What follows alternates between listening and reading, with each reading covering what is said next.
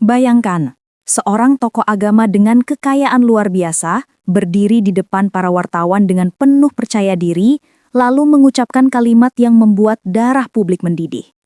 Saya ini memang suka sama yang kecil. Kalimat itu bukan sekadar kejujuran belak-belakan, tapi semacam tamparan keras bagi nurani bangsa. Di negeri yang menjunjung tinggi norma sosial, hukum negara, dan fatwa agama, tiba-tiba muncul seorang kiai kaya raya yang dengan entengnya melegitimasi pernikahan anak di bawah umur. Nama tokoh itu, Syekh Puji. Ia bukan orang sembarangan, seorang pengusaha kaligrafi Kuningan sukses dari Semarang, pemilik pondok pesantren megah, kiai yang disegani, bahkan dijuluki kiai kaya raya. Harta melimpah, status sosial tinggi, pengaruh keagamaan yang tak main-main. Tapi semua itu tidak digunakan untuk memperjuangkan pendidikan anak-anak atau membangun rumah sakit atau melawan kemiskinan. Tidak. Ia justru menggunakannya untuk mewajarkan sesuatu yang seharusnya tak pernah kita bayangkan, pernikahan dengan anak kecil. Tahun demi tahun, namanya muncul di layar televisi, di halaman koran, di trending media sosial. Bukan karena ceramahnya, bukan karena bisnisnya, melainkan karena kasus-kasus kontroversial. Menikahi gadis berusia 12 tahun, lalu 7 tahun, lalu pernyataan-pernyataannya yang semakin memicu amarah publik. Setiap kali, dunia seolah berhenti sesaat. Aktivis anak berteriak, Komnas Perlindungan Anak turun tangan, media menguliti, masyarakat bersatu mengecam. Tapi anehnya, setiap kali pula hukum seakan tumpul, melempem, tak berdaya. Apa yang membuat seorang pria bisa sedemikian berani menantang norma hukum dan sosial? Bagaimana ia bisa lolos berkali-kali dari jerat penjara, seolah hukum hanya mainan di tangannya? Dan mengapa sebagian orang masih menaruh hormat, bahkan membela, meski kebenaran di depan mata begitu menyakitkan? Kisah ini bukan sekadar tentang Syekh Puji. Ini adalah kisah tentang betapa rapuhnya sistem hukum kita, betapa gampangnya dogma dipelintir, dan betapa mahalnya harga sebuah masa kecil yang dirampas. Di balik setiap kisah besar, selalu ada tokoh yang hidupnya penuh paradoks. Untuk Syekh Puji, paradoks itu adalah gelar yang melekat padanya. Kiai kaya raya. Ia bukanlah ustadz biasa yang mengajar di surau kecil. Ia adalah pengusaha sukses dengan kerajaan bisnis kaligrafi Kuningan yang membentang hingga ke luar negeri. Dari keringat dan strategi bisnisnya, mengalir miliaran rupiah yang membuatnya menonjol di antara tokoh agama lain. Ia membangun pesantren megah, menghidupi ratusan santri, dan mencitrakan diri sebagai pemimpin spiritual sekaligus sosok dermawan. Dari luar, Syekh Puji tampak seperti simbol keberhasilan, religius, berpengaruh, dan kaya raya. Namun justru disitulah letak ironi terbesar. Dengan kekayaan yang bisa digunakan untuk memberdayakan ribuan anak miskin, dengan pengaruh yang bisa mendorong lahirnya generasi muda yang cerdas, ia malah memilih jalur yang justru mengguncang nurani publik. Pernikahan anak di bawah umur. Syekh Puji bukan sekadar melakukannya diam-diam, ia menantang terang-terangan. Pernyataan-pernyataannya di depan media penuh dengan keangkuhan, seolah ia sengaja menampar wajah masyarakat yang menolak. Ia tidak peduli dengan jeritan aktivis, dengan pasal-pasal hukum, bahkan dengan sorotan dunia internasional. Baginya, menikahi anak kecil bukanlah aib, justru dianggap sebagai bentuk ketaatan pada agama menurut tafsir pribadinya. Disinilah drama besar dimulai. Masyarakat yang terbiasa menaruh hormat pada sosok kiai, kini dipaksa melihat kenyataan pahit. Apa yang terjadi jika otoritas agama bercampur dengan kekayaan, lalu digunakan untuk melawan norma? Syekh Puji menjelma menjadi simbol perlawanan yang absurd. Perlawanan bukan terhadap penindasan, melainkan terhadap hukum negara yang seharusnya melindungi anak. Semakin dilawan, semakin keras pula ia membela diri. Semakin dihujat, semakin tinggi pula ia mengangkat dalil agama versinya. Syekh Puji tahu, dengan status, uang, dan santri loyal, ia punya benteng yang sulit ditembus. Benteng itulah yang membuatnya berani berdiri sendirian melawan arus, menantang masyarakat luas, bahkan negara. Di balik semua kontroversi Syekh Puji, ada satu kalimat pembelaan yang terus ia ulang-ulang, bagaikan tameng yang tak pernah lepas dari tangannya. Agama membolehkan, asal sudah baligh, sah menikah.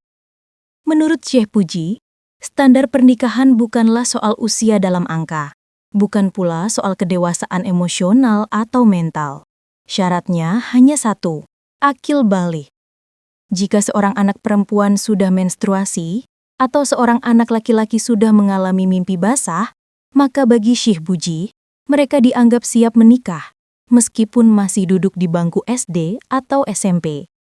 Dengan keyakinan itu, ia merasa memiliki legitimasi penuh untuk menikahi gadis 12 tahun bernama Ulfa. Bahkan, seorang bocah 7 tahun yang jelas-jelas masih kanak-kanak. Logika ini mengguncang publik, sebab di satu sisi, ia mengutip teks agama untuk melegalkan tindakannya. Tapi di sisi lain, hukum negara yang seharusnya berdiri tegak melindungi anak jelas menyatakan sebaliknya.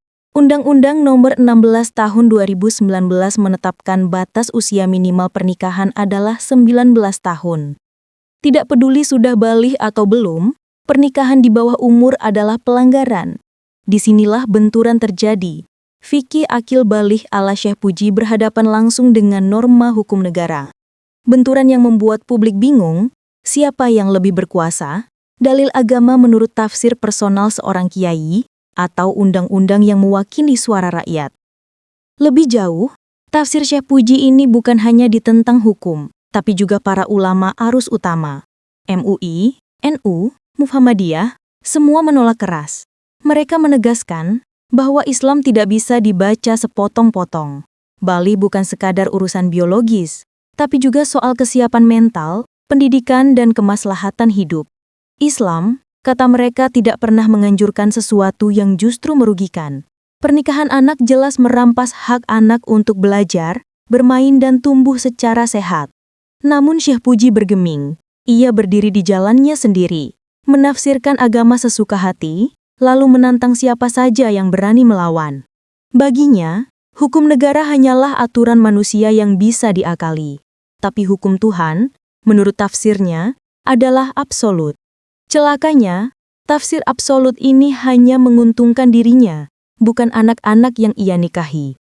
Inilah tragedi sesungguhnya, ketika ayat-ayat suci dijadikan senjata, bukan untuk melindungi yang lemah, tapi untuk membenarkan syahwat orang yang kuat.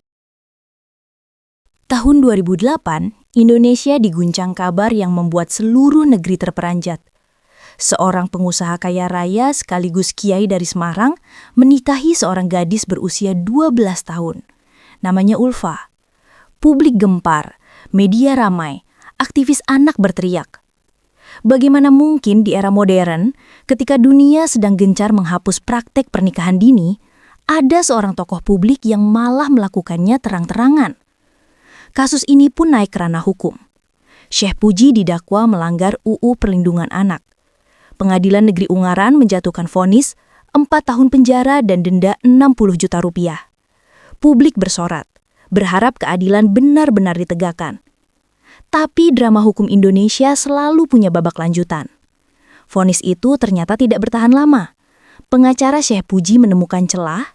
Surat dakwaan jaksa dianggap tidak cermat, tidak jelas, dan tidak lengkap. Dengan alasan prosedural itulah, hakim menyatakan dakwaan batal demi hukum. Bayangkan betapa getirnya perasaan publik. Bukan karena Syekh Puji terbukti tak bersalah, melainkan karena kesalahan administratif membuat seorang terdakwa kasus besar bisa lolos begitu saja. Bagi korban, ini bukan sekedar kekecewaan. Ini adalah pengkhianatan dari sistem hukum yang seharusnya melindungi mereka. Namun cerita tak berhenti di sana. 2019, 1 dekade setelah kasus Ulfa, publik kembali diguncang kabar. Syekh Puji menikahi seorang bocah berusia 7 tahun. Kali ini, tuduhannya jauh lebih serius. Bukan hanya pernikahan dini, tapi pedofilia. Komnas Perlindungan Anak menuntut hukuman maksimal. 20 tahun penjara, bahkan kebiri kimia. Media kembali bising. masyarakat kembali marah. Tapi apa yang terjadi? Hasil visum menyatakan tidak ada tanda persetubuhan. Dan disitulah letak celah hukum terbesar. Karena undang-undang kita mensyaratkan bukti fisik untuk menjerat pelaku, maka kasus ini akhirnya dihentikan, SP3. Lagi-lagi bukan karena Syekh Puji terbukti tak bersalah, tapi karena hukum hanya mengakui apa yang bisa diukur secara medis. Trauma psikologis, hilangnya masa kecil, terampasnya hak bermain dan belajar. Semua itu tak pernah dianggap bukti di pengadilan. 2 kali masuk jerat hukum, 2 kali pula Syekh Puji lolos dengan cara berbeda. Sekali lewat celah administrasi, sekali lewat hasil visum. Pola ini menimbulkan pertanyaan besar. Apakah hukum di negeri ini benar-benar berpihak pada anak? Atau justru tunduk pada permainan prosedur dan celah yang dimanfaatkan orang berduit? Yang pasti, setiap kali Syekh Puji keluar dari jeratan hukum, ia bukan hanya melenggang bebas. Ia seakan menartawakan sistem peradilan kita. Seakan ingin berkata, "Lihat, kalian tak bisa menyentuhku." Di tengah riuh kontroversi, ada satu nama yang terus melekat pada kisah Syekh Puji, yaitu Lutfiana Ulfa. Gadis kecil yang dinikahi di usia 12 tahun itu kini sudah tumbuh menjadi seorang perempuan dewasa. Dari bocah yang dulu wajahnya sering muncul di layar televisi sebagai istri anak-anak, kini Ulfa menjelma menjadi sosok mandiri, bahkan sukses secara finansial. Ia mengelola bisnis keluarga, tampil percaya diri di media sosial, dan kerap berpose harmonis bersama istri pertama Syekh Puji. Dari luar, hidupnya tampak glamor, penuh senyum, jauh dari bayangan seorang korban. Inilah yang disebut orang sebagai paradoks Ulfa. Bagaimana mungkin seorang korban pernikahan anak bisa terlihat begitu sukses? Bukankah narasi yang kita kenal biasanya penuh air mata, trauma, atau hidup yang hancur? Keberhasilan Ulfa menjadi amunisi bagi Syekh Puji dan pendukungnya. Mereka menjadikan Ulfa sebagai bukti hidup bahwa pernikahan dini tak selalu berakhir buruk. Bahkan, dalam beberapa wawancara, Syekh Puji dengan bangga menyebut Ulfa sebagai contoh nyata keberhasilan membangun rumah tangga. Namun, mari kita bongkar lebih dalam. Kesuksesan Ulfa bukanlah hasil alami dari pernikahan anak. Ia sukses karena berada di bawah naungan kekayaan besar. Ulfa hidup dengan financial shield, perlindungan harta melimpah yang diwariskan dan disokong Ulfa. Ia mendapatkan akses bisnis, jaringan, bahkan modal yang tidak dimiliki anak-anak lain yang menikah di usia muda. Faktanya, ribuan anak perempuan di Indonesia yang menikah dini justru hidup dalam lingkaran kemiskinan. Mereka kehilangan kesempatan sekolah, terjebak dalam rumah tangga rapuh, bahkan mengalami resiko kesehatan serius akibat kehamilan di usia terlalu muda.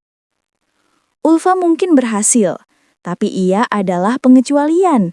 Dan pengecualian itu justru menegaskan betapa banyak yang gagal. Paradoks ini berbahaya, karena publik bisa terkecoh. Kesuksesan Ulfa dijadikan pembenaran, seolah-olah apa yang dilakukan Syekh Puji sahih dan terbukti tidak merugikan. Padahal, kenyataan di lapangan berkata sebaliknya. Satu Ulfa yang sukses tidak bisa menutupi ribuan Ulfa lain yang hancur. Ulfa mungkin sekarang berdiri tegar, tersenyum di depan kamera, dan berbicara dengan lantang. Tapi dunia tak boleh lupa. Ia pernah direnggut masa kecilnya, dipaksa masuk ke dunia dewasa ketika tubuh dan jiwanya belum siap. Masa bermainnya hilang, masa sekolahnya terpotong, dan masa kecilnya diganti dengan status istri. Itu adalah kehilangan yang tidak bisa diukur dengan uang, tidak bisa ditebus dengan kekayaan, dan tidak boleh dianggap normal. Di Ulfa paradoks adalah cermin yang berbahaya. Ia bisa membuat orang salah kaprah bahwa pernikahan anak tak masalah. Padahal justru di balik senyumnya, ada luka struktural yang mengingatkan kita bahwa keadilan bukan soal satu wajar bahagia, melainkan soal melindungi seluruh anak dari nasib serupa. Kasus Syekh Puji bukan sekadar kisah seorang kiai kaya raya yang menikahi anak di bawah umur. Ia adalah potret buram wajah hukum Indonesia. Sebuah kisah yang menunjukkan betapa hukum bisa rapuh, betapa aturan bisa dilanggar, dan betapa keadilan seringkali tumpul ketika berhadapan dengan uang, pengaruh, dan tafsir agama yang menyimpang. Mari kita ingat kembali, tahun 2008, kasus Lutfiana Ulfa mengguncang negeri ini. Publik marah, aktivis anak bersuara, media mengepung, semua mendesak agar hukum bertindak tegas. Dan ya, Syekh Puji akhirnya dijatuhi vonis. Tapi lihatlah bagaimana ia bebas lebih cepat karena cacat prosedural dalam dakwaan jaksa. Bukan karena ia tak bersalah, melainkan karena hukum gagal bekerja dengan rapi. Celah kecil dalam aturan menjadi pintu besar bagi seorang pelaku untuk lolos dari jerat pidana. Lalu, lebih dari 1 dekade kemudian, kasus yang lebih mengerikan terjadi. Syekh Puji dilaporkan menikahi seorang anak berusia 7 tahun. Tuduhan pedofilia dilemparkan secara gamblang. Ketua Komnas PA saat itu bahkan menuntut hukuman maksimal termasuk kebiri kimia. Tekanan publik kembali membesar, harapan kembali menyala. Tapi apa hasilnya? Kasus dihentikan dengan SP3. Alasannya, tidak ada bukti persetubuhan. Disinilah cermin buram hukum itu tampak jelas. Negara seakan berkata, selama tidak ada penetrasi, tidak ada kejahatan. Logika yang sempit ini menutup mata terhadap fakta bahwa pernikahan anak itu sendiri adalah bentuk eksploitasi dan pencabulan terselubung. Hak anak bukan hanya soal tubuh, tapi juga soal jiwa, pendidikan, dan masa depan. Kelemahan hukum Indonesia semakin nyata dengan adanya dispensasi kawin. Walau UU sudah direvisi menaikkan usia minimal nikah menjadi 19 tahun, pasal dispensasi membuat aturan itu seakan kehilangan taring. Di atas kertas tegas, tapi di lapangan lentur. Ribuan anak masih bisa menikah dengan alasan dispensasi atau bahkan tanpa izin negara melalui nikah siri. Dan di titik inilah, Syekh Puji menemukan ruang aman untuk bergerak. Melebihi sakitnya lagi, kekayaan berperan sebagai perisai finansial. Uang bisa membeli pengacara. Uang bisa meredam protes keluarga korban. Uang bisa melapisi reputasi dengan kilauan kebaikan sosial. Hukum yang harusnya melindungi justru tunduk pada permainan kekuasaan. Kasus Syekh Puji adalah pengingat pahit.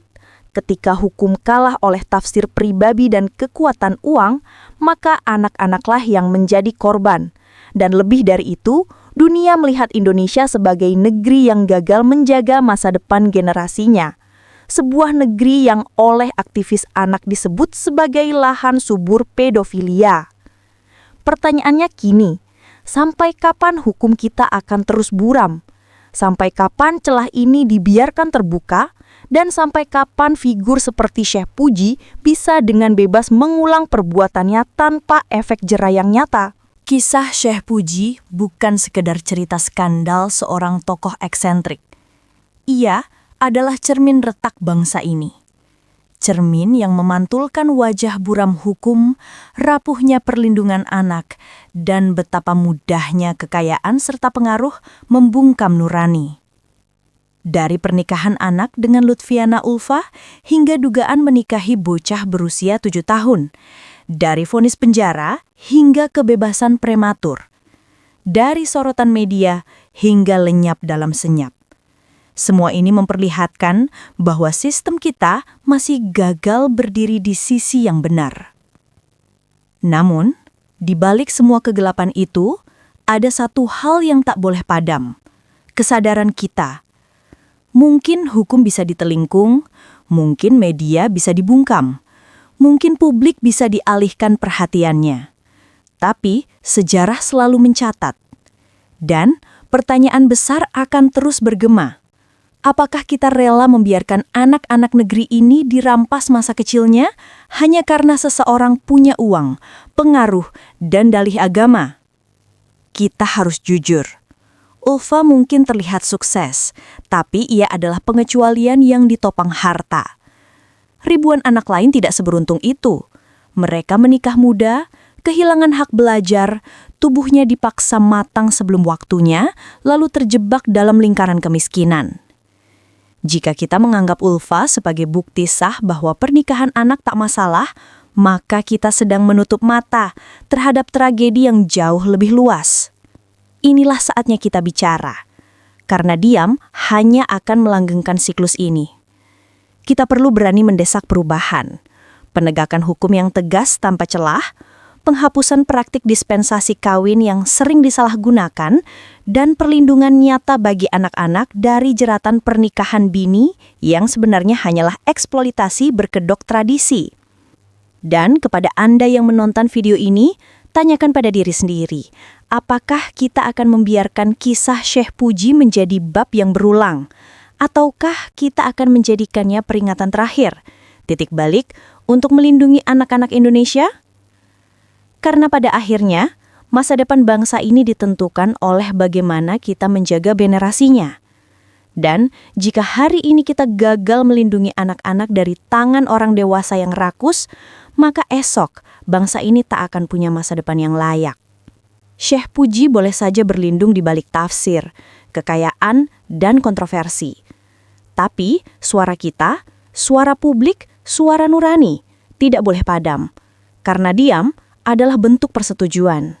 Dan jika kita setuju, maka kita sama saja membiarkan tragedi ini terus berulang.